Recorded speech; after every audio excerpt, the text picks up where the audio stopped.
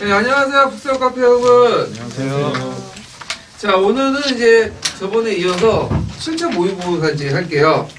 자, 이 실전 모의고사는 동아시아사인데, 이 동아시아사 관련된 내용은 이제 그 예전에 저번 시간에 한번 봤거든요. 그래서 이번에는 그냥 앞부분에 동아시아 복강문구는 그냥 참조해서 보시고요.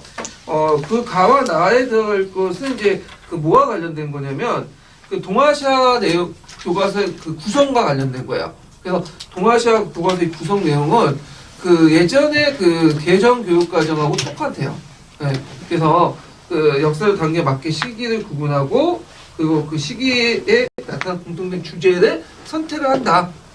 그렇게 어려운 것도 없고 예전에 기출문제 나왔던 거예요. 네. 그래서 동아시아 구성. 그래서 이건 뭐 쉽게 이해하려면 책을 펴보시면 동아시아 책 펴보시면 한번 이해가 돼요. 뭐 율령체제가 있고 그 율령체제에 맞게 또 그 밑에 이제 한국, 일본, 중국이 어떻게 영향을 줬는가 주제별로 이렇게 구성이 됐고 이렇게 이제 그 보시면 되고요. 자, 그 다음에 2번을 볼게요. 2번. 자, 2번은 이제 감정이입하고 이제 관련되어 있는데, 자, 이 감정이입이 뭐와 물어보냐면 그 사고과정, 그러니까 사고활동 단계를 물어보는 거예요. 그러니까 우리가 보통 이제 그 일반적인 단계 물어볼 때 5단계를 물어보잖아요. 일상적 감정이, 맥락적 감정이 등등 이렇게 하는데, 요거는 그런 게 아니라 그 앞에 이제 전제가 뭐냐면, 그 사고과정의 단계죠. 사고과정의 단계. 그래서 예전에 5년인가요? 네, 15년 기출문제 나왔던 걸 응용해서 이제 문제를 낸 거예요. 근데 이제 어떤 분이 댓글에다가 이거 사고 과정이 아니라 사고 활동이냐 했는데 동의한 거예요. 사고 과정이나 사고 활동이나. 그래서 남색 책에 보시면 사고 과정도 있고 또는 사고 활동이라고 또 돼 있어요. 그래서 제가 이제 좀 명확히 하기 위해서 거기에 이제 지적을 받고 사고 과정 이렇게 해서 가르치고 또는 사고 활동 이렇게 이제 써놨거든요. 예. 자, 그러면 요게 이제 그 각각 그 철수와 영희의 사고 과정의 단계를 이제 특징을 쓰시라고 했는데, 자, 보충 페이지 1페이지 보면 감정이입 사고 과정 단계가 있어요. 그래서 4단계가 있죠. 그 4단계 명칭 꼭 외워두세요. 첫 번째는 역사적 사실 재현. 그러니까 역사적 사실 재현은 그냥 팩트를 그냥 확인할 팩트 체크를 한다 이렇게 보시면 되겠죠. 두 번째는 상황적 맥락적 재구성. 그래서 그것을 당시 상황이 있는 그 어떤 객관적 맥락을 보는 거고, 근데 문제는 내면을 모르죠. 이유나 의도나. 근데 이제 세 번째 단계는 관점의 감정적 재구성은 그 다음에 이유나 의도는 아는데 그 주변에 둘러싸고 있는 상황을 몰라. 근데 이 각각의 니은과 디귿이 합친 단계가 뭐냐면 역사적 사실의 감정적 재구성이야. 네, 이렇게 4단계로 구성이 됐다. 이렇게 이제 보시면 되는데, 그러면 이런 개념을 좀 응용을 하면 거기에 이제 바이런의 시가 있죠. 바이런은 그 19세기 때 유명한 낭만주의 시인인데 이 사람 어디에서 죽었어요? 그리스 독립운동에서 이제 죽었죠. 그래서 그 바이런에 관련된 이제 사고 과정을 이제 좀 보면 첫 번째는 바이런은 낭만주의자로 그리스 독립전쟁에 참가한 전사였다. 자, 이거는 팩트죠. 팩트. 그러면 팩트에 해당하는 단계는 어디와 관련된 거죠? 역사적 사실의 재현. 그래서 그 내용을 이제 쓰시면 되니까 역사적 사실 왜 일어났는지 특별히 고려하지 않은 채 사실 자체 충실히 재구성했다. 이렇게 이제 보시면 되고요. 그 다음에 여기 보면 또 누가 물어봤냐면 이제 그 영희들 물었죠. 바이런은 고대 그리스 문화를 흠모하여 그 그리스 독립전쟁에 참여했다. 자, 요거는 뭐는 알 수 있죠? 이 사람이 왜 어떤 이유로 참가했는가, 믿음과 동기는 알 수 있죠. 근데 이 사람이 처해진 상황이나 배경은 알 수가 없어. 그러면 요거는 어디에 해당할까요? 관점의 감정이적 재구성. 요기에 해당하죠. 그래서 이런 내용들 좀 기억을 해두시면 될 것 같아요. 자, 그러면 이제 있고, 그래서 이제 그 감정적 사고과정의 단계, 4단계 꼭 외워두세요. 꼭. 자, 그 다음에 3번을 볼게요. 자, 3번은 뭐와 관련된 내용이냐면, 예전에 이제 보너스 문제 잠깐 언급을 했는데, 뭐와 관련된 거냐면, 이제 나당 동맹 관련된 내용이죠.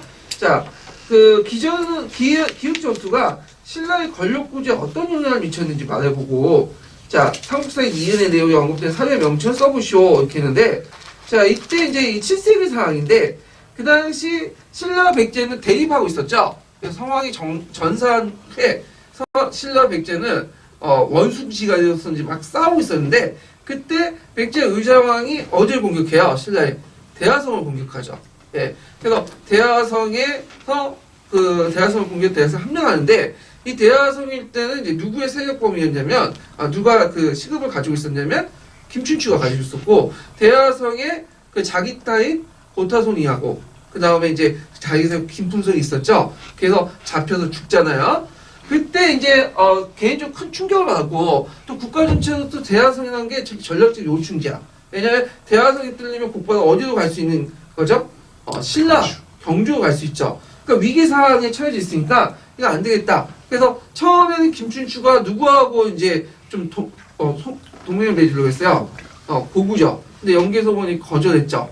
그리고 다시 방향 돌려서 당나라에서 나당 동맹이 성립되잖아요. 자, 그러면 그 과정에서 이제 어떤 권력 구조가 개편되냐? 자, 김춘추와 김유신이 연합을 하게 되죠. 그래서 그 당시 신흥세로 부각이 됐다.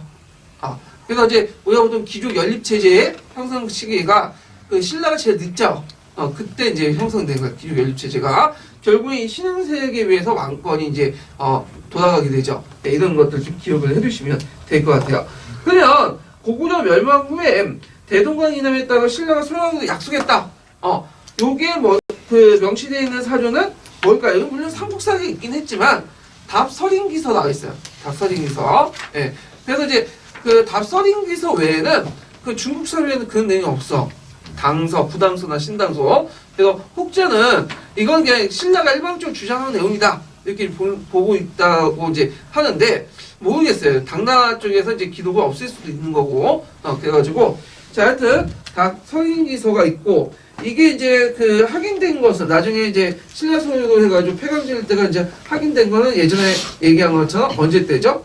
그 발해 원정 때 같이 도와줬죠. 그러면서 공인받게 되죠. 예, 요거 이제 연결시켜서 이제 보시면 될 것 같아요. 자, 그래서 이렇게 있고 그 다음에 4번을 볼게요. 자, 4번은 다음 고종의 선언은 어느 사건 직후에 행해졌다.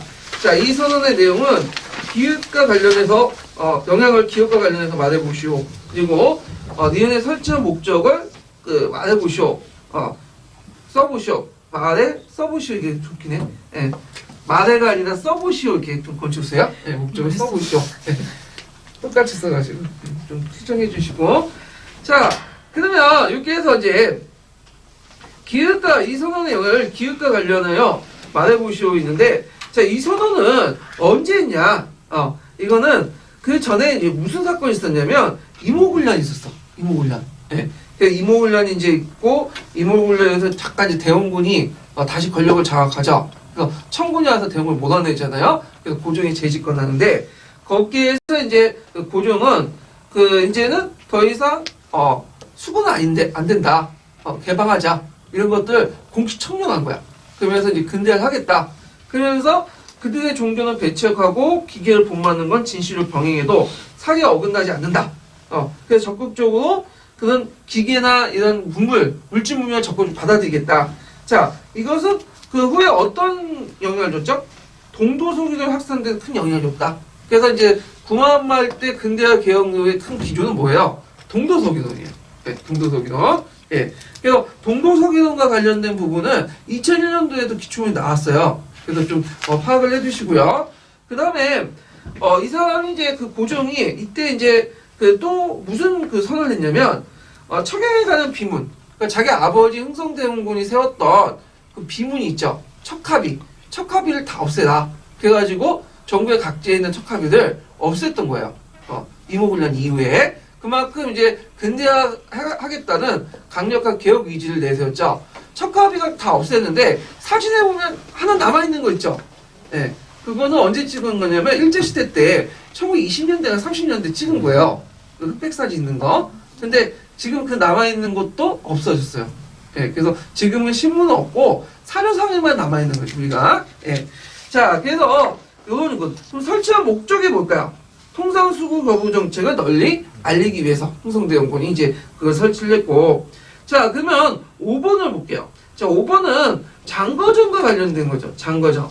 예. 그래서 이 장거정과 관련된 부분은 시험 문제 많이 나와요. 예, 장거정이 이제 신종 때 그 상황인데, 그럼 장거정의 개혁 부분 한번 훑어보기로 하죠. 자 2페이지 펴보세요. 자 장거정의 개혁 배경은 이제 그 대주 북로 남해가 있었고, 내부조 재정 악화나 부육제 모순, 이갑제 해체, 그리고 이제 한간의 횡포 등등이 있는데, 자 여기 보면 개혁 내용을 꼭 외워두세요. 고소법이라는 게 있죠. 관례 기강을 바로잡고다 이제 한 건데, 그 어떠한 그 일을 시키면 그 일은 기한 내에 다 끝내야 돼. 그리고 그것을 이제 그 감사하기 위해서 결국에 내각이 총 감사권을 갖겠다. 그래서 그 당시 내각 수부는 실질적으로 이 내각 수부는 법제적인 어떤 권한이 없었죠. 근데 이때부터 법제적 권한을 갖게 돼요. 그래서 고소법은 이제 그 수부의 권한을 법제적으로 보장하면서 관련 통제가 가능하게 했다. 그래서 이제 기획과 관련된 고소법과 관련된 내용이고, 자 두 번째는 외교적으로 예전 한번 시험문제 나왔는데, 경설지부 지변 이후에 몽고에 대한 해외 정책을 하면서 그 당시 그 마시가 설치되다 다시 마시가 폐지되잖아요. 그러다가 다시 장거정 때 설치가 되죠. 네. 그래서 마시는 경제적으로 손해를 보지만 뭐예요? 적어도 그 몽고족을 막을 수 있는 이익 때문에 그런 거죠. 그래서 약간의 경제적 소실이지만 안보 측면에서는 다시 설치를 했고, 그 다음 외교를 소탕했고요. 그 다음에 장거정의 재정적 개혁 중에 제일 중요한 게 뭐예요? 1조품법. 1조법 배경하고 목적, 내용, 요거 꼭 기억을 해주세요. 기본적인 거지만. 그래서 그 중국 같은 경우에는 제일 많이 나오는 게 세제와 관련된 거예요. 양세법, 1조품법, 지정문제. 여기 세 개 꼭 기억을 해주시면 좋을 것 같아요. 자, 그 다음에 여기는 재정개혁에서 긴축개혁을 해갖고 이제 지방재정 자율성을 제한하고 이런 등등이 있다는 걸 좀 기억을 해두시면 되고, 시간 관계상 이제 다 설명 못 드릴게요. 그러니까 이제 이건 각자 보시면 될 것 같아요. 자, 그러면 여기에서 이제 문제를 풀어보면, 일단은 그 명나라 때 장거전 황제에게 올린 상주문인데, 이때 황제는 누구죠? 신종이죠. 네, 신종. 그래서 기획과 밑줄친 조치와 관련된 것은 말해보시오 이렇게 있는데, 자, 이 밑줄침 조치와 관련된 법의 내용은 뭘 말하는 거죠? 고소법. 그래서 고소법 내용을 쓰시면 돼요. 그래서 고소법의 내용과 또 그 제가 이제 초안은 결과까지 써갖고 결과를 지웠는데, 내용하고 결과는 꼭 기억을 해두세요. 네, 내용과 결과는. 자, 그 다음에 니은과 관련된 경제개혁 정치를 개혁 내용을 서술하시오 해가지고, 그 당시 이제 그 명나라사의 큰 문제점은 뭐냐면, 지금도 그렇지만 토지가 균등하게 있는 게 아니라 뭐죠? 호족들, 지방 호족들이 뭐냐면 다 갖고 있었어. 그러니까 다각권을 많이 가지고 있었죠.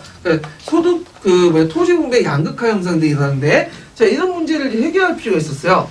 그래서 이제 요거를 해결하기 위해서 무슨 법을 실시했다?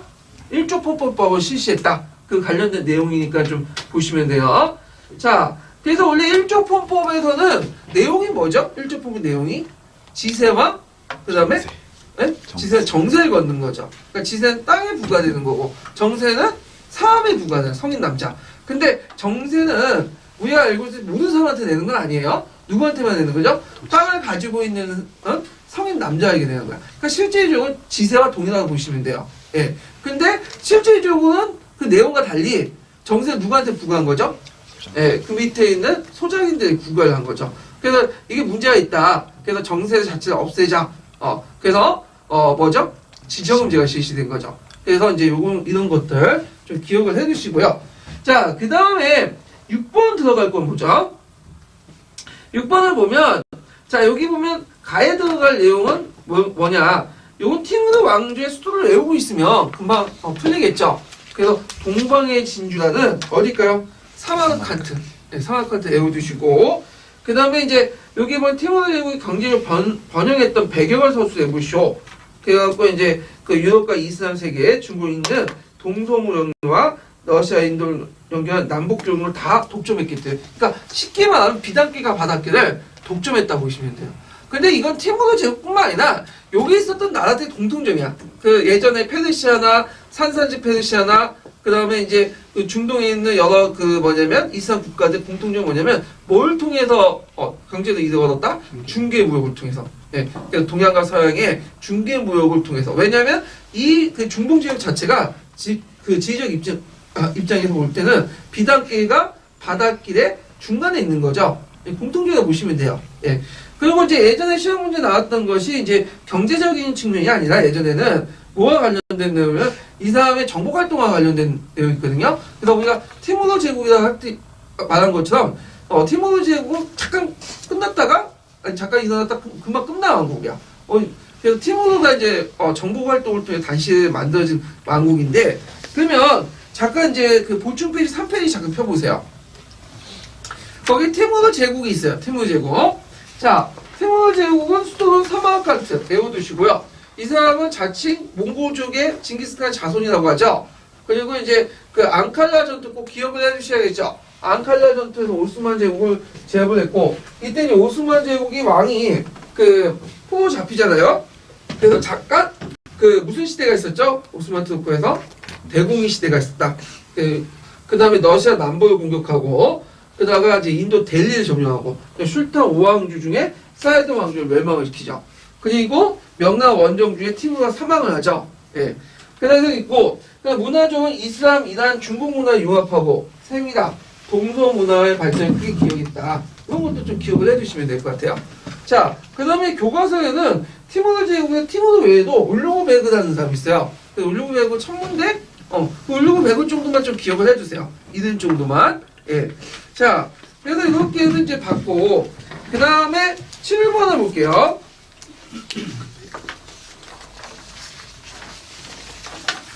자, 7번은 뭐와 관련된 내용이냐면, 중상주의 정책과 관련된. 그래서 중상주의는 그 딱 생각나는 사람이 있죠? 프랑스의 콜베르죠. 그래서 콜베르 재무장관이 생각나죠? 24세 때. 자, 그러면 요게 이제 중상주의를 이제 좀 볼게요. 중상주의. 중상주의가 이제 4페이지에 있어요. 4페이지. 자, 중상주의는 뭐하고 연결시켜서 보시냐면 절대왕정. 그래서 절대왕정하고 이제 시험 문제 많이 나오잖아요. 이념적인 것이 뭐가 나왔죠? 왕권 신수설. 그 다음에 경제정책은 중상주의. 그 다음 권력을 뒷받침할 수 있는 것은 관료군과 상비군. 그러니까 요번에는 예전에 작년에는 뭐가 나왔어? 왕권 신수설이 나왔잖아요. 그럼 중상주의도 나올 가능성이 많아. 그럼 중상주의는 뭐냐? 일단은 중상주의 개념을 이제 쓰면 그 모든 그 경제적 형상을 누가 통제해야 된다? 국가가 통제하는 간섭하고. 예. 그래서 이제 무슨 자본하고 연결되어 있냐면 상업자본주의와 연결돼요. 상업자본가들. 그래서 이제 산업자본가하고 상업자본가는 이제 특징은 아시죠? 그 산업과 상업을 나누는 그 뭐냐면 기준이 뭐예요? 부를 추측할 수 있는 수단. 이 뭐냐? 그래서 상업자본은 뭐죠? 유통이죠. 근데 산업자본은 제조업이죠.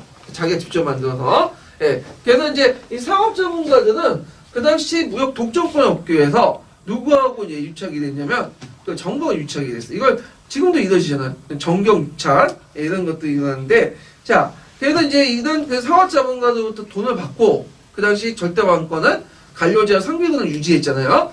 자 그러면 이 중상주의는 크게 이제 몇 단계로 나눌 수 있냐면 처음에 중공주의, 그 다음에 무역 차익주의, 산업보호주의인데 되게 무역 차익주의나 산업보호주의는 거의 비슷하게 동일하게 봐요. 처음에는 중금주의죠. 중금주의라는 건 금을 재고로 인식해서 그걸 축적하면 나라가 부강한다. 그런데 이제 여기에 또 함정이 있어. 어떤 함정이 있을까요? 금이라는 것은 한정돼 있죠. 그러다 보니까 아무리 남의 걸 뺏어와도 그리고 다른 것을 이제 뭐냐면 다른 데서 캐와도 한정돼 있단 말이에요.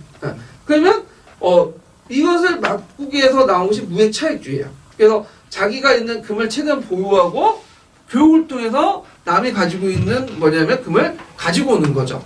그러면 수입을 최대한 억제하고 수입을 할 수 있는 것을 대신하게 되는 수입 대체제를 이제 사고하고 또 그다음에 관세를 부과하고 수출을 늘리기 위해서는 또 뭐가 필요하냐? 수출을 많이 하려면 단가가 싸야죠. 그러면 원료 공급지가 필요하죠. 식민지가 있어야 되고 그래서 자기 물건을 갖다 팔 수 있는 뭐가 있어야 돼요?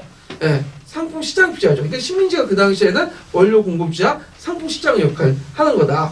그래서 이제 이 무역 차익주의는 산업보호주의와 연결돼 있어요. 예. 그래서 이제 니은과 디귿을 적극적으로 했던 사람이 누구냐 하면 콜베르라는 사람이죠. 콜베르. 자, 그래서 의인은 국가 상공의 발달에 미약하고 시민계층 성장이 불안정한 상태에서 자본주의 발전에 기여했다. 그렇지만 나중에는 오히려 자본주의 발전을 막게 되죠. 그래서 이제 각종 특혜나 독점 이런 것들이 시장의 발달을 이제 억압을 하니까 이거에 반대해서 새로운 이론을 제시했던 사람이 누구죠? 아담 스미스의 국부론이죠. 모든 걸 다 시장 바뀌어라. 그래서 이제 그 상업자본가 반대해갖고 나온 이제 자본가가 뭐예요? 18세기 때 산업자본가죠. 네, 이런 것도 좀 기억을 해두시면 될 것 같아요. 자, 그래서 이제 중상주의와 관련된 내용도 좀 파악을 해두시고, 그러면 그 7번에 가와 나는 이제 그 경제 배경, 그러니까 가나 나나 이제 그 뭐냐면 중상주의인데, 자, 요거는 경제 성장을 촉진하고 그 성과를 통해 국가 간의 경쟁에서 우위를 차지하기 위해서, 그래서 부를 많이 축적해서 왕조 전쟁에서 이기기 위한 거죠. 자, 그 다음 국가의 역할, 그때 절대왕정이나 국가의 역할은 뭐냐?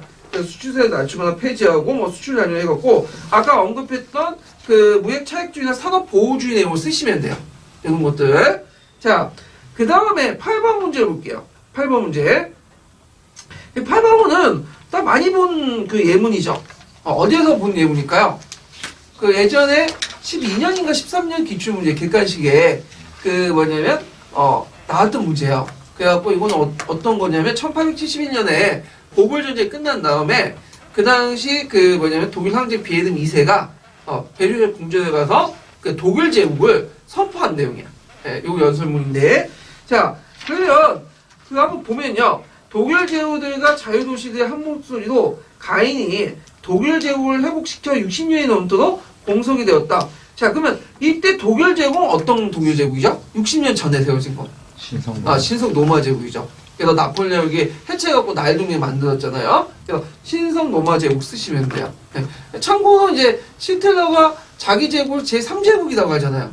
그렇죠? 그때 이제 첫 번째 제국이 신성 로마 제국, 두 번째가 비스마르크 때 만들어진 독일 제국, 그 다음에 자기가 세계 이제 세 번째 제국이라고 이렇게 떠들었는데, 하여튼 이때 이제 신성 로마 제국 이렇게 쓰시면 되고, 그 다음에 여기에 보면 이제 독일 연방헌법이 나오는데, 독일 연방헌법도 절저히 개정이 되었다 해갖고, 요 연방헌법은 1850년 아시죠? 50년 연방헌법이에요. 네, 50년 연방헌법을 다시 개정해서 1871년 연방헌법, 독일 제국헌법을 말하는 건데, 자, 1850년대나 1871년이나 그 전에 이제나 그 후나 실질적으로 비스마르크 전이나 비스마르크 때나 이 연방헌법의 큰 성과가 변하지가 않아. 기본적으로 뭐죠? 외관상 이권주의야. 그래서 이제 무슨 헌법이라고 이런 헌법을 흥정헌법이라고 하죠. 위에서 뭐냐면 국민들이 내려준 헌법이야. 은혜 차원에서. 예. 그래서 이제 그 외관상 입헌주의라는 개념을 꼭 쓰셔야 돼요. 요거는. 그래서 이제 부르주아 및 지배층의 융코의 지배와 지배층이 융코의 지배와 종래 전제 정책을 확인해주는 외관상 입헌주의. 요거 핵심 키워드니까 좀 기억을 해두시고요. 자, 그래서 독일과 관련된 부분은 제가 많이 낼게요. 그 외에도. 예. 그래서 독일 부분은, 독일 근현대사 부분은 좀 많이 기억을 해두세요. 독일사 강조한다니까 이제 고대사, 중세사 많이 보시는 분인데, 솔직히 고대, 중세사 볼 거 없어요. 예, 근현대사. 예. 자, 그 다음에 이제 그 9번 문제 볼게요. 9번. 자, 9번은 뭐와 관련된 거는 토론식 수업과 관련된. 토론식 수업도 예전에 객관식 기출에 나왔었던 거예요. 그래서 한번 나올 가능성이 많은데, 자, 4페이지 잠깐 펴보세요. 자, 토론식 수업과 토의식이라고 있는데, 자, 여기에서 이제 토론 수업을 이제 크게 녹색책에서는 대립 논쟁식 수업하고 토의식 수업으로 이렇게 나와요. 그러니까 대립 논쟁식 수업은 우리가 말하는 토론이에요. 토론. 좁은 의미에서. 그래서 토론식 수업인 대립 논쟁식 수업의 특징이 뭐예요? 역사적 간의 찬반 양론이 확실한 사람들이 모여가지고 서로 간에 이제 논쟁을 하는 과정에서 자기 입장을 이제 뭐냐면 주장을 하는 거죠. 증거를 가지고. 그래서 이제 그 대립 논쟁식 수업이 이제 방법이 있고 지도 방법 이렇게 있는데 요거 각각 읽어보세요. 예. 그 다음에 토의식 수업이라는 것은 이제 학생들의 과제를 제시하고 모든별로 그 과제를 해결해 주는 거야. 그러니까 앞에 있는 토론식 수업 같은 경우에 서로 다른 점을 토론해갖고 명확히 하는 거고, 이 토의식 수업은 뭐죠? 어떤 과제를 해결하기 위한 거야. 합의를 통해서. 그러니까 토의식 수업 때 서로 막 자기 주장 외치고 막 하면 돼요, 안 돼요? 안 되죠. 그래서 여러분들 2차 때 경기도 갔을 때 토론을 해야 돼서 토의를 해야겠어. 토의를 해야 되죠. 그래서 토의식 수업하고 토의식 수업은 좀 다르다. 그래서 이것도 방법이 있고 지도 방법이 있고 이런 것들인데 그 토의식 수업의 지도 방법과 그 다음에 그 방법 내용 이런 거 꼭 기억을 해두세요. 안개 두시고 그 다음에 그 녹색 책 보면 이제 장점과 유의점이 있어. 토의식 수업 때 장점과 유의점 외워두시고 그 다음에 녹색 책을 기준으로 공부해야 돼. 거기에 또 토론 수업이 잘 된 게 그 파란 책 내용도 있거든요. 예, 파란 책 내용도 좀 보조해서 보세요. 예, 이렇게 해서 이제 두 가지 좀 기억을 해두시고요. 그러면 한번 이제 9번 문제를 볼게요. 자, 자료 A와 자료 B는 가신점의 상반대 평가가 가고 있는 사료다. 자, 이 사료를 가지고 할 수 있는 토론식 수업의 학습 효과. 이때 토론식 수업은 뭐죠? 대인 논쟁식 수업이죠. 자, 이때 지도사항 세 가지 써보고, 자, 지도사항 세 가지는 그 녹색 책에 있는 내용을 쓰시면 돼요. 각자의 주장이 학생들 역사관에 확연하게 드러내야 되고, 그 다음에 발표 및 정리 제출을 지시하고, 토론 경험이 많지 않은 학생들에게 교사가 중재를 받을 수 있고, 토론 과정에서 간단한 내용을 정리하고, 그 다음 말꼬리 잡거나 초점을 벗어난 그 행동을 하는 사람들이 있거든요. 그걸 이제 제재하고, 이런 것들 이제 쓰시면 되고요. 자, 그 다음에 여기에서 이제 학생들이 역사관을 드러낼 수 있는 방법을 제시해보고, 그 다음에 역사관을 드러내는 방법은 어떤 거냐. 자, 요거는 그 어떤 방식으로 이제 역사관을 이제 들어가게 지도를 하냐면, 그 방법이 뭐냐면, 자, 사건과 인물에 대한 탐구가 필요하고, 그 사건의 의미와 영향을 대해서 발표도 하거나 정리해서 제출해야 된다. 요게 녹색 책에 있어요. 역사관을 드러내는 방법으로서 교사의 지도 방법이 있고요.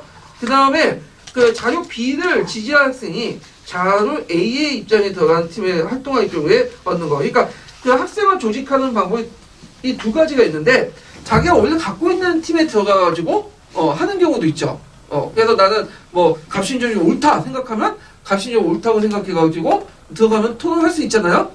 근데 이럴 경우에는 크게 문제가 안 돼. 근데 내가 근데 갑신정변 찬성하는 입장인데 갑신정이 반대하는 입장에 들어가고 토론을 해요. 그쪽의 입장에서 참 예민하죠. 예. 그럴 때 이제 어떤 학습 효과가 있냐. 그래서 요거는 어떤 학습 효과가 있을까요? 이거는 이제 그 녹색 층에 보면 자신과 생각이 다른 사람들이 어떤 근거로 그러한 주장을 했는지 생각해 볼 수 있는 기회를 제공해 준다. 이렇게 이제 보시면 되겠죠. 예. 자, 그래갖고 이렇게 해서 이제 한번 봤고, 토론식 수업과 토의식 수업도 나올 수 있는 문제 중에 하나예요. 예. 그래서 좀 꼭 기억을 해두세요. 이 부분도. 예. 자, 그 다음에 이제 10번 문제 해볼게요. 10번. 자, 이거는 고려의 중앙정치기구와 관련된 거거든요. 고려의 중앙정치기구는 예전 객관식 기출문제 자주 나왔다고요. 예전 객관식 기출문제. 그래서 잠깐 이 고려의 중앙통치제도에 대해서 한번 볼게요. 그 보충 페이지 5페이지 잠깐 펴보세요. 5페이지. 자, 고려의 중앙정치의 특징은 당의 삼성육부제를 도입했지만 고려 실정에 맞게 재편된 거죠. 언제 정비가 되기 시작하죠? 성종 때. 그래갖고 이제 그 현종, 문종 때 가서 이제 정비가 되죠. 그래서 거기 이제 당의 삼성육부제를 도입했지만 고려 실정에 맞게 재편된 것은 육부의 서열이 다르고 뭐 3사의 기능이 약하고, 그 다음에 실제 운영에서는 이성육부제고, 그 다음에 상사성 기능이 약하고, 그래서 이 등등이 있다는 거. 그래서 실제적으로는 중서문화성과 상서성 체계야. 그러니까 겉으로는 삼성육부제지만 실제 중서성하고 문화성이 이제 형식적으로 떨어져 있어. 그렇지만 실제 운영은 중서문화성 이렇게 같이 운영해요. 예. 자, 그 다음에 중서문화성은 보통 제부라고 하고, 거기에 이제 그 간직은 2품 이상인 제신, 그 다음 3품 이상인 낭사가 있죠. 그래서 제신은 그 백관을 통용하고 정책을 결정하는 부분이 있고요. 그래서 낭사의 세 가지 권한 외워두셔야죠. 봉박, 간쟁, 서경. 그래서 간쟁, 봉박, 서경은 낭사에서 담당하고, 조선시대는 어디에서 담당하죠? 3사에서 담당하죠. 그래서 제가 예전에 잘못한 게 뭐냐면 봉박이 고려시대만 있고 조선시대 없는 줄 알았어요. 그런데 국편이 잘 읽다가 봉박이 있더라고, 3사에. 봉박이 있어 보니까. 예. 그래갖고 이제 세 개 좀 기억을 해주시고요. 그 다음에 그 중추원과 함께 고려시대의 핵심 권력 기구다. 이렇게 기억을 해주시고, 그 다음 그 밑에 삼사성 있죠. 근데 이 삼사성은 실제 독립된 행정 조직을 갖췄기 때문에 있지만 그러니까 독립된 행정조직을 갖추고 있기 때문에 상서성이 육부의 실질적인 지휘기관이 되지 못한다. 아니 육부가 독립된 행정조직을 갖추고 있기 때문에 그래서 상서성 밑에 육부가 있는데 상서성은 실제 권한이 없어. 그래서 상서령이 제일 높은 사람이 누구예요? 상서령이죠. 그리고 밑에 자부가 우부가 있는데 이제 상서령은 이게 허직이라 해가지고 뭐냐면 실제 이제 직은 있는데 거기에 임명한 사람들이 누구냐면 왕실 종친들이에요. 그러니까 일종의 명예직이야. 명예직. 그리고 자보가 우보가는 뭐냐면 좀 뭐냐면 등급이 낮아. 품계가. 근데 결정적으로 육부의 판사가 있는 판사. 이 판사라는 것은 이제 겸직제도로 하는 건데 우리가 고려 시대에는 행두제라는 게 있어요. 행두제. 겸직하는 건데 겸직을 주로 누굴 하냐면 각 부의 판사도 있거든요. 판사라는 건 각 기관의 제 우두머리라는 건데 판사를 겸직을 해. 근데 누가 이 육부의 판사들을 겸직을 하냐면 재신들. 그래서 재신들이 겸직을 하죠. 이걸 무슨 판사제라고? 육부 판사제라고 하죠. 근데 이 문제는 이 재신들이 판사제를 겸직하다 보니까 이 재신의 지위가 자보가의 지위보다도 좀 비슷하거나 더 높거든요. 그러니까 말이 안 되는 거야. 이제 명령을 안 내리시죠.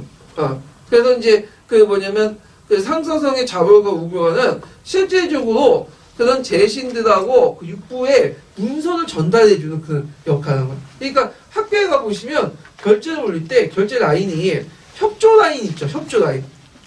그래서 앞에 있는 협조 라인 정도의 그런 기능밖에 안 돼요.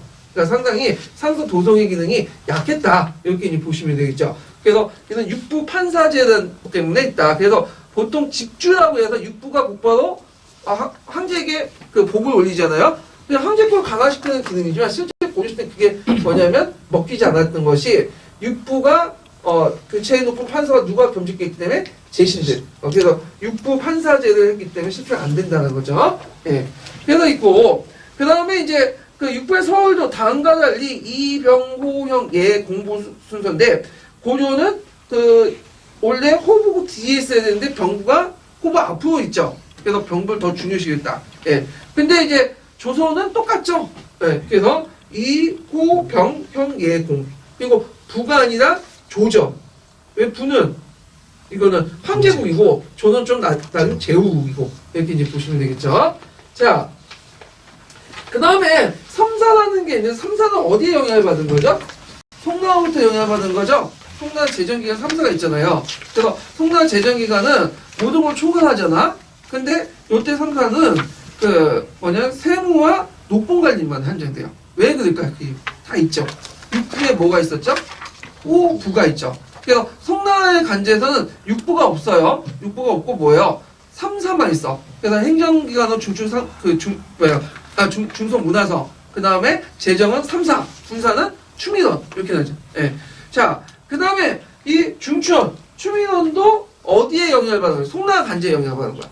그래갖고 이제 출신하고 승선이 있는데 출신은 군기를 담당하는 거고 그다음 왕명을 출납하는 거죠. 그래서 추민을 출신이라고 하는데 그래갖고 이제 있는데 추민은 나중에 상공부로 계승하고요. 그 다음에 승선은 뭘로 계승하죠? 승종으로 계승하죠. 이렇게 이제 연결시켜서 보시면 돼요. 그 다음에 고려의 독자성을 보여주는 간제가 두 개가 있죠. 여러분도 알다시피 도병마사와 식목도광이고 이 도병마사와 식목도광은 성종 때 형성되기 시작해서 성종 때 헌종 때 완성된 기간이야. 네. 그러면 도병마사는 여러분 알다시피 국방의 중요 업무를 담당을 한 거고 처음에는 이게 비상설 기구였죠. 그래서 나중에 권력이 커져서 도평 의사사로 이제 상설 기구가 되고 요거 이제 따로 도병마사는 기억을 해두셔야 돼요. 요거는 도병마사 자체가 시험 문제 많이 나와요. 도병마사 자체가.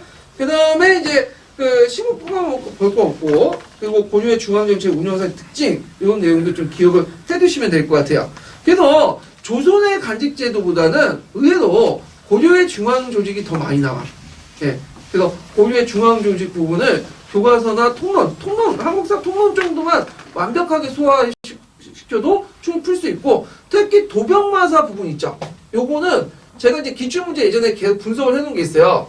그래서 부푼이까지 찾아가지고 그 내용을 달달 외워갖고 들어가시는 게 좋을 것 같아요.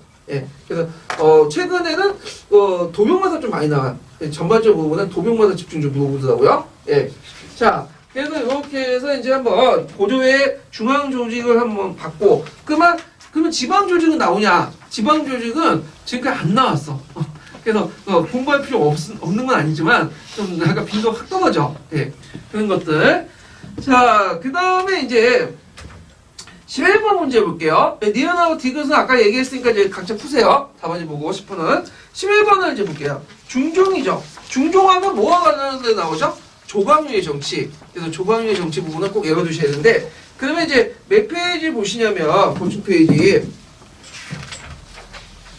6페이지 펴보세요. 조광조는 한번 나올 때 됐어, 또. 한번.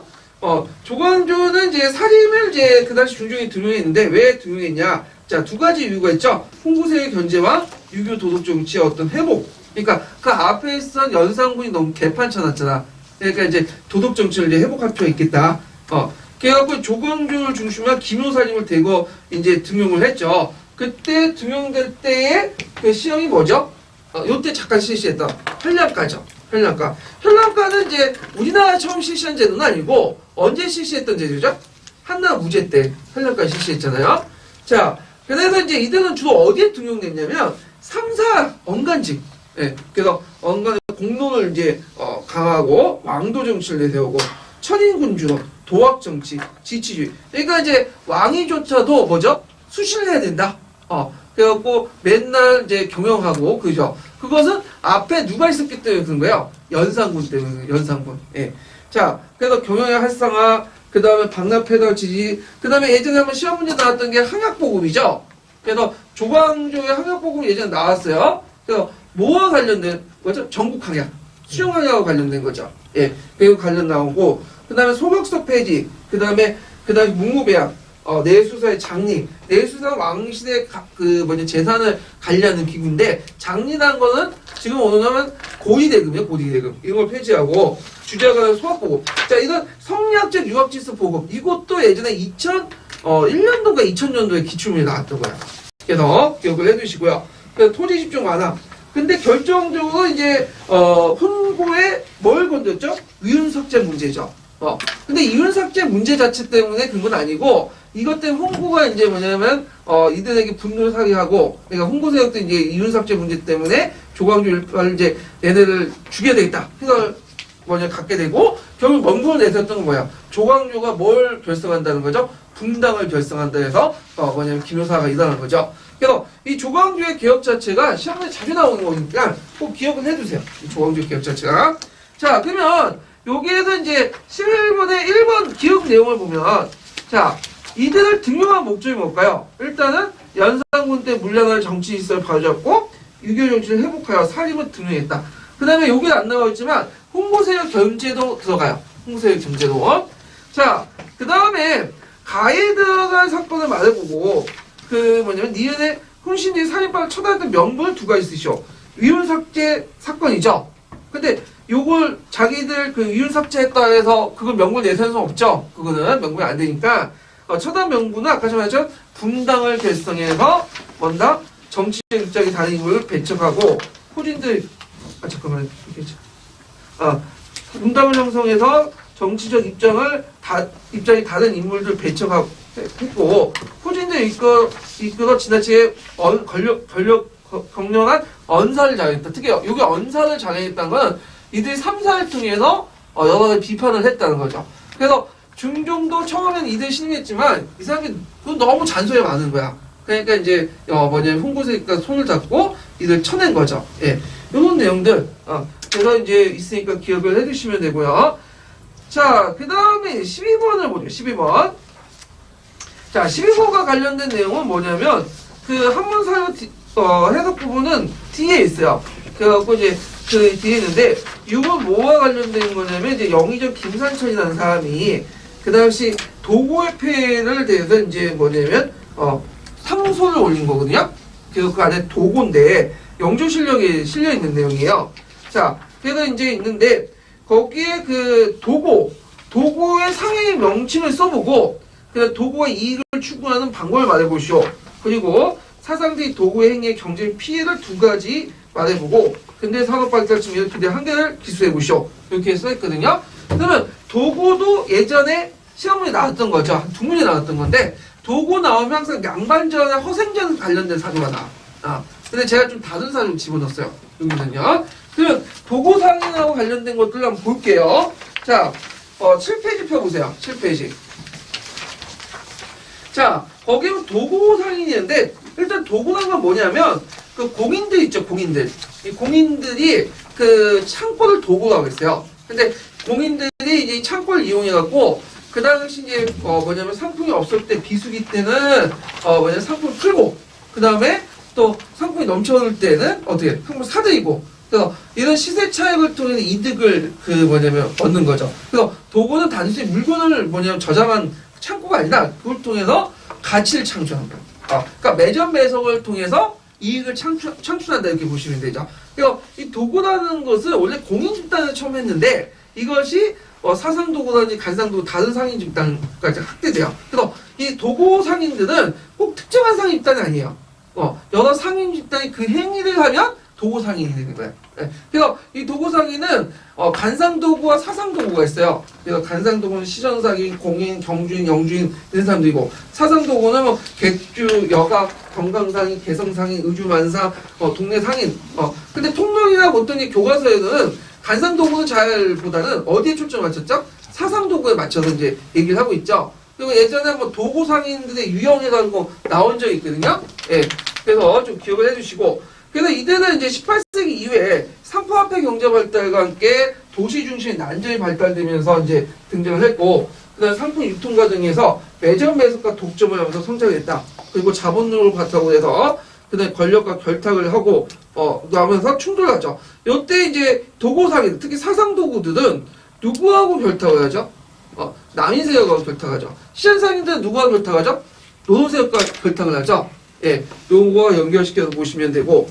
근데 이제 이들이 그 당시 이제 신해통공 이후가 허파된 후에 오히려 이들이 이제 폐해가 들어가기 시작해요. 특히 이제 대표적인 게 쌀을 매점 매석해. 무슨 상인 집단이? 경강상인 집단이. 그래서 19세기 때 무슨 그 폭동이 나요? 쌀 폭동이 또 원인이 되잖아요. 예, 이런 내용들 좀 보시면 돼요. 그래서 도구 상인들은 여러 집단도 구성되어 있지만 그 중에 이제 한국사 능력시험이나 이제 교과서나 통론에 자주 언급한 사람이 있다면 도구를 뭘 통해서 얘기하냐면 경강상인 집단하고 연결돼. 그래서 도구, 경강상인, 그 다음에 쌀폭동 이렇게 이제 쭉 연결되는 거죠. 자, 그러면 그 내용을 이제 볼게요. 문제를. 자, 어디야? 자, 그 다음에 그래서 이제 내용을 이제 13번에 보면 12번 문제네요. 자, 그래서 이익을 얻는 방법은 상품의 매점 매석을 통해 이윤을 극대하고 경제 피해는 뭘까요? 살, 소금 같은 일용품을 매점 매석을 일삼기 때문에 상품 공급 부족과 그 물가 상승 야기했고 한계는 뭐냐면 이들이 이제 상업 독점에서 이제 축적된 자본을 산업 자본으로 전환하는 것보다는 뭐다? 토지에 투자하는 거야. 이건 우리나라뿐만 아니라 중국도 마찬가지죠. 그래서 유럽 같은 경우에는 이제 상호활동을 통해서 얻은 그 자금들을 뭐죠? 그 산업에 투자를 하죠. 그래서 대표는 영국 같은 나라는 영국에서는 농업자본이 뭘로 바뀌어? 상업자본 바뀌고 그다음 상업자본이 산업자본 바뀌잖아요. 그래서 자본이 계속 이렇게 바뀌면서 확대되고 자본주의가 발생하는데 중국이나 우리나라나 그 나라들은 사업행위를 통해서 뭐냐면 자본을 얻으면 이걸 새로운 산업자본에 그 산업에 투자하는 게 아니라 꼭 토지에 투자해. 그러다 보니까 자본주의가 발생하지 못하는 어떤 원인이 되거든요. 예. 자, 그런 것들 좀 기억을 해두시면 돼요. 자, 그 다음에 이제 13번을 보죠. 13번. 자, 13번은 이제 뭐 관련된 게 뭐냐면 상업분법인데 상업분법과 관련돼서 03년 기준에 나왔던 거죠. 그래서 나올 수 있고 그래서 이제 상업분법에 관련된 내용을 이제 보충자에서 좀 볼게요. 7페이지 봐보세요.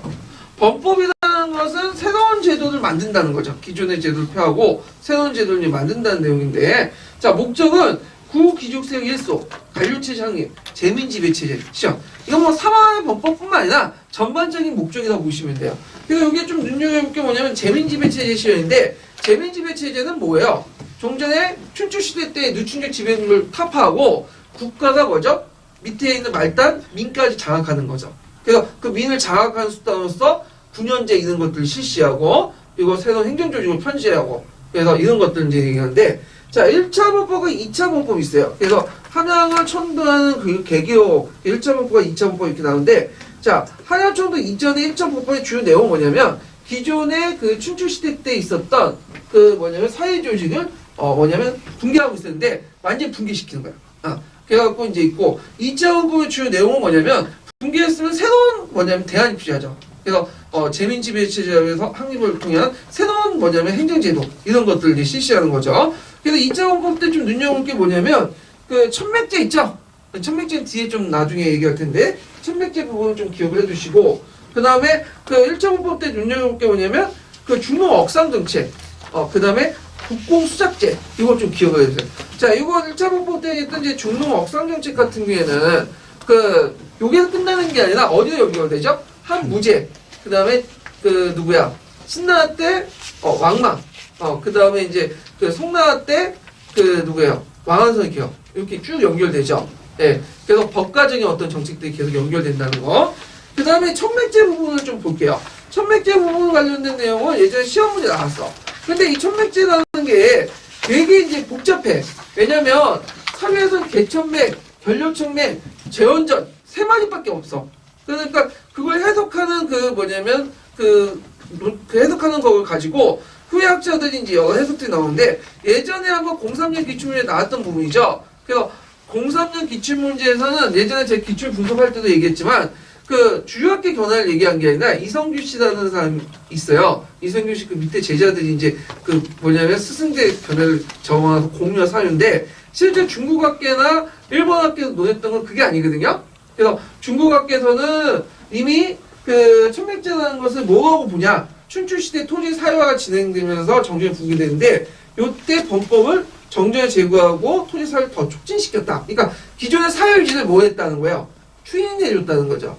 근데 이에 반해 토지 분급성은 뭐냐면 일본학계 견해인데 이거 사회경제적 변화가 없고 다만 뭐예요? 국가가 없는 사람들에게 토지를 나눠줘서 재민지배를 강화할 뿐이다. 이런 내용이에요. 그래서 사회주의 추인사에 입장할 때는 이미 춘추시대부터 토지 사회화가 가능하고 토지 사회화가 가능한 전제 조건이 뭐예요?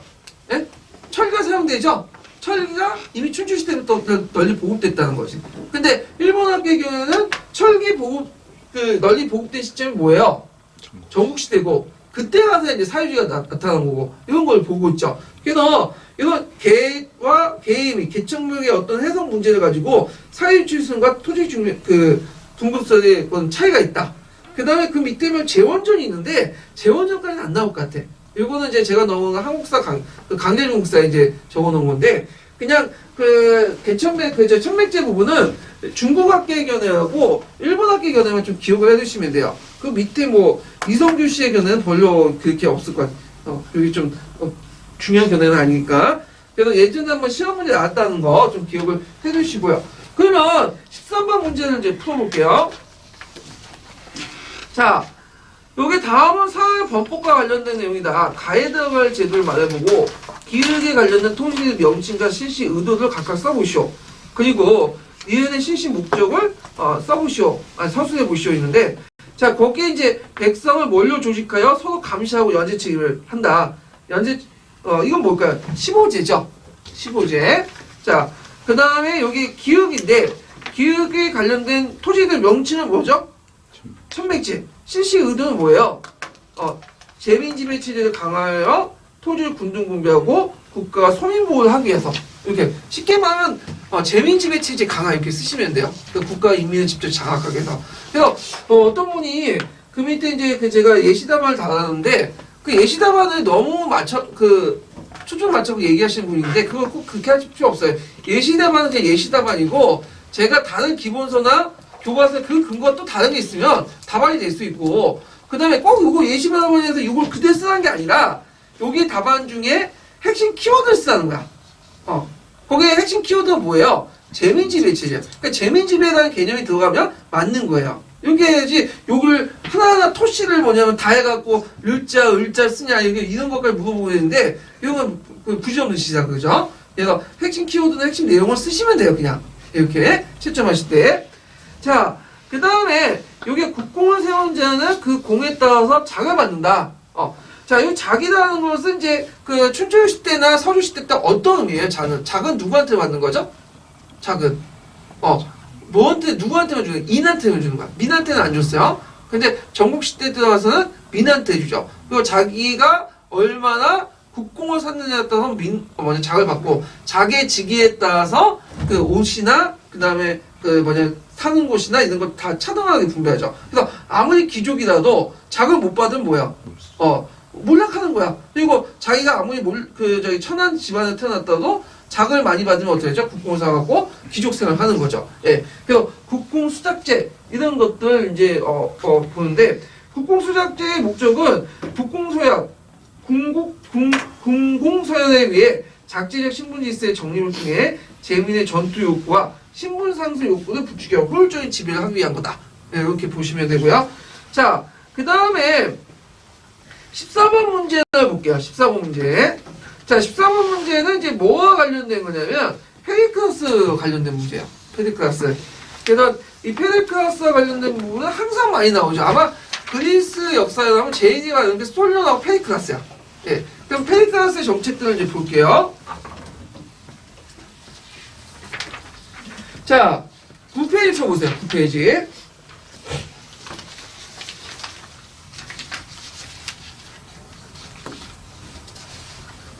자, 9페이지 보면 페리클라스인데 배경을 보면 셀라미스 해전 승리로 하층민의 수령 참여, 상공인대 경제기나 발언권 증대, 그 다음에 이제 페르시아 전쟁 이후에 그리스의 패권 차지 일으키는데, 개혁 정책에 내려오면 그 모든 성년 남자들이 시민이 정치에 의결権민회에 참여하고요.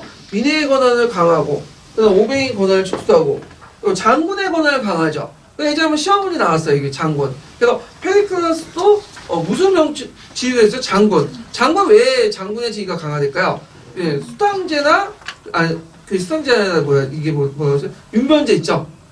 그래갖고 돌려가지고 이제 뭐냐면 간직을 이제 맡는 추천제나 윤번제를 하니까 이 관리대 전문성이 낮아진 거야. 그러다 보니까 장군의 지위가 부과돼. 왜냐면 장군은 종신직이거든요. 그러다 보니까 이제 장군은 이제 지가 강하고 실제로 행정의 그 실무는 장군이 담당해. 그러니까 우리가 장군 하니까 뭐 싸우는 장군을 생각하는데 그게 아니라 행정 업무까지 다 맡은 거야. 그래서 장군의 지위가 강하게 된 이유를 쓰라고 하면 뭐라고 써야 되겠어요? 관리의 추천제나 윤변제 때문에 관리의 전문성이 약화됐기 때문에 이렇게 쓰시면 돼요. 예. 자, 그 다음에 사법의 민주화가 일어나죠. 그 다음에 이제 관리 추천제, 수당제.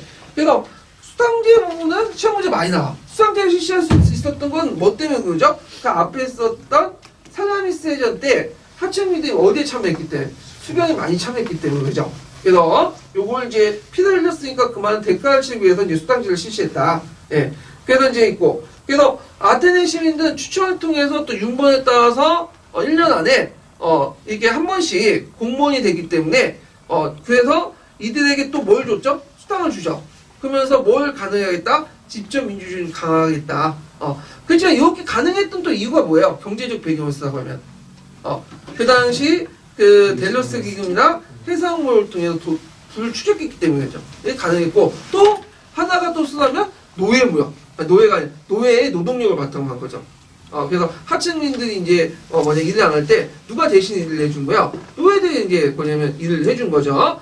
그래서 이제 있고, 그 다음에 이제 또 시험 문제 많이 나왔던 게 뭐냐면 아테네 시민권과 관련된 거예요. 그래서 이걸 시민권법이라고 하는데, 양부모가 아테네 경우에만 자식이 시민권을 얻을 수 있다. 그래서 이제 그 앞에 크리스템네스 때 데모스의 시민권을 얻은 사람 있죠. 예. 그래갖고 양부모가 시민권 얻을 때만 뭐냐면 그 아테네가 규정하고 나머지는 뭐가 되는 거야? 외국인의 투표권을 박탈내. 그 이유가 뭘까요? 시민단을 줄여서 재정을 뭐냐면 줄이기 위한 거죠. 그래서 모든 걸 다 시민을 인정해버리면 어떻게 돼요? 이제 수당을 줘야 되잖아. 그러니까 이제 시민단의 수를 줄여가지고 재정을 뭐냐면 건전하게 만들기 위해서 재정 소비를 막기 위한 건데, 이런 것들이 이제 아테네가 세계 대제국으로 발전하지 못한 이유야. 그러니까 아테네와 스파르타 같은 경우에는 시민단을 주기 때문에 이제 그 시민단을 주셨잖아요. 근데 노마 같은 거예요. 시민단을 자꾸 늘렸죠. 그러다 보니까 이제 노마는 세계적으로 발전하는 반면에 아테네와 스파르타는 조금만 도시국가에 머무를 수밖에 없는 한계를 띠게 되는 거죠. 자, 하여튼 이렇게 좀 기억을 해주시고, 그 어떤 분은 시민권 하니까 여자는 아니냐 이렇게 얘기하는데, 여자도 시민이죠. 나한테 권리를 가지고 있어. 다만 뭐만 없을 뿐이에요. 참여권, 투표권이 없을 뿐이야. 이런 거 좀 기억을 해두시면 되겠죠. 여자도 사람이다. 이렇게 생각을 하시면 돼요. 자, 거기에 보면 있고, 토목사업 같은 경우에는 그 아테네 재건 사업인데, 이 아테네 재건 사업 좀 뭐 얘기할 게 뭐냐면, 그 앞에 페르시아 전쟁이 있었잖아요. 3차 페르시아 전쟁 때, 그 아테네 군들이 어떤 식으로 전략을 했냐면, 아테네를 비웠어요. 그리고 아테네인들, 시민들 다 사라미스성으로 소개한 다음에, 이 사라미스 해전에서 이제 승리를 이끌었거든요. 그러니까 잠깐 비울 동안에 그 아테네가 뭐예요? 다 파괴된 거야. 그래서 그 델로스 기구를 바탕으로 해서 아테네 제거 싸움을 했고, 그때 이제 피디아스가 만든 유명한 신전 있죠? 파르타르 신전. 그래서 파르타르 신전도 예전에 시험 문제 나오죠. 2번이 나왔을 거야. 무슨 양식을 만들었죠? 도리아 양식. 도리아 양식의 특징이 뭐죠? 주두가 단순하다. 초창기 양식이 특징이죠. 이거 꼭 기억을 해두세요. 자, 그래서 한계는 외국인, 여성, 노예는 정치 참여 금지시켰다. 그래서 시민단을 중시한 소수의 지배체제였다. 근데 주의할 건, 이게 외국인이라는 것은 우리가 생각하는 외국인 개념이 아니에요. 할아버지 때는 할아버지나 중전할아버지 때, 저도 그 크리스텐데스 때, 뭐죠? 양계 쪽에 시민권 없는 집안 한쪽만 있으면 외국인이 되는 거야. 그래서 대표적으로 그 손해를 받았던 사람이 누구예요? 크리스텐데스죠. 여러분도 알다시피 자기 부인이 외국인이잖아. 그러니까 외국인이기 때문에 그 자기 자식은 어떻게 되는 거야? 외국인이 되는 거죠. 지금 만약에 아테네 법에 의하면 트럼프의 자식들은 뭐가 되는 거예요? 트럼프의 부인이 어디서 동유럽에서 왔던 불법 이민자 출신이야. 그래갖고 그 자식들도 물론 전초 소생도 있겠지만 태어난 그 어린 자식이 있잖아. 4살인가 5살 있는데 그 영감탱이가 좀 힘이 좋아가지고 아들 낳는데 그 아들은 뭐야? 외국인 불법 시민 외국인이 되는 거죠. 예. 그 여자도 참 인생 핀 것 같아요. 제 생각에도. 자, 하여튼 그 내용들 파악을 해두시면 되고, 자, 그러면 문제 풀어볼게요. 14번 문제. 자, 개혁과 관련된 정책을 말해보고. 그러니까 이제 국가의 봉사 능력만 있다면 가난하다는 이유로 정책 배제되지 않는다. 그러면 공직 책임자에게 뭘 줬다? 수당을 지급했다. 이렇게 쓰시면 돼요. 수당제에 관련된 내용을 쓰시면 된다는 거. 근데 노마 시대는 참고 노마 시대 수당을 지급했어요? 관리에게? 지금 안 됐죠? 명예직이에요, 명예직. 노마는. 그렇기 때문에 가난한 사람들 정치 못해. 또 누가 할까요? 부자들. 그래서 이제 주로 어떤 사람이 원료원 계급. 그래서 이제 그 노비네스 계층이 이제 정치를 한 거죠. 이렇게 이제 보시면 되고. 그 다음에 그 기획의 배경은 제가 여기 어떤 분이 여기 기획의 배경, 그러니까 이 정책 배경을 이제 서술해 보는데 어떤 경제적 배경을 여기 썼더라고요. 델로스기인가 해상도를 통해서 불출제했다. 그래서 요거는 제가 의도하지 않는 미스인데 그래갖고 답을 좀 문제 발문 수정해갖고 요게 단서를 줬어. 정치적 배경. 정치적 배경을 쓰면 여기 이제 사라미스 해전에서 승리했기 때문에 그거죠. 정치 보장을 하고. 만약에 시험 문제에 경제적 배경 쓰다면 어떻게 했어요? 델로스 제군과 해상도를 통해 불축적했고, 아까 또 뭐 써있죠? 노예 노동이 가능했기 때문에, 노예들이 노동을 가능했기 때문에, 노예 노동을 이용했기 때문에, 이렇게 쓰시면 되겠죠. 예. 자, 그래서 있고, 그 다음에, 피디아스가 지은 그 공공 건축물, 뭐 쉽죠? 여기 보면 파르타르 신전 있고, 자, 외국인의 범주가 뭐죠? 거꾸로 쓰면 되죠. 시민의 범주의 다른 말로. 그래서 부모가 시민권자가 아니거나, 한쪽만 시민권자일 경우에 이렇게 쓰시면 돼요. 예, 거꾸로 이제 한번 내봤어요. 시민권법을. 예, 그래서 이렇게 이제 보면 되고요. 그 다음 보너스 문제 볼게요. 보너스 문제 1번.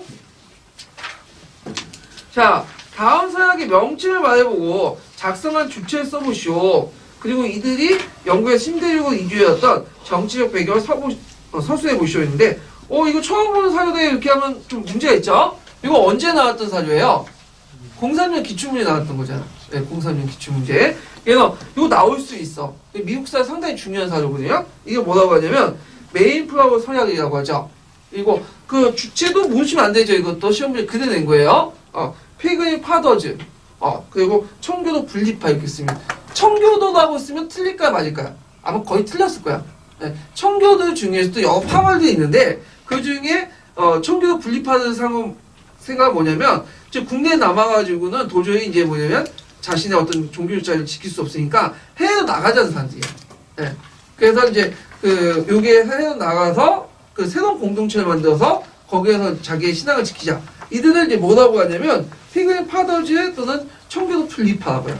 여기 좀 기억을 해주시고 자 그 다음에 이들의 정치적 배경 이 서기에 나오죠. 제임스 1세가 청교도 압박을 제임스 1세의 청교도 압박을 피하기 위해서다. 이렇게 쓰시면 되죠. 제임스 1세의 종교정책은 뭐예요? 철저히 뭐죠? 국교의 중심주의예요. 그래서 이제 누굴 탄압했어요?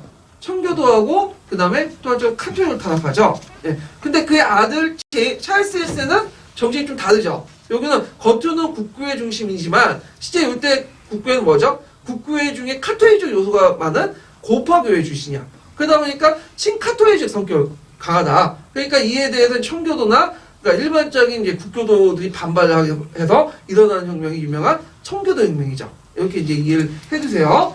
자, 그래서 이제 이렇게 해서 이제 보너스 문제를 풀었고 좀 쉬었다가 그 전국 B로 넘어갈게요. 꺼주세요.